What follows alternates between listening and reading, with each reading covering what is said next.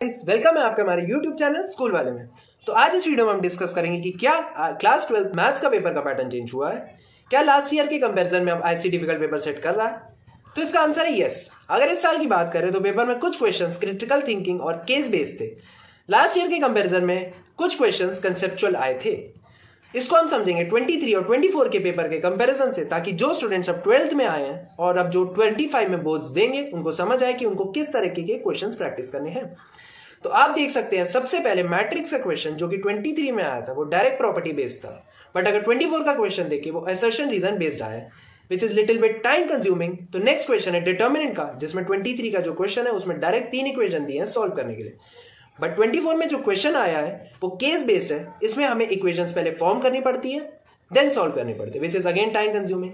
Next question है function का, जो 23 में डायरेक्ट आया था 1 1 और 2 चेक करने के लिए, बट 24 में जो क्वेश्चन आया उसके लिए ग्राफ का कंसेप्ट क्लियर होना जरूरी है। अब नेक्स्ट क्वेश्चन मैक्सिमम मिनिमा और प्रोबेबिलिटी का है, जिसका वेटेज 23 में भी 6 मार्क्स आता है, 24 में भी 6 मार्क्स, बट जो अब 24 में क्वेश्चन आया which is again time consuming.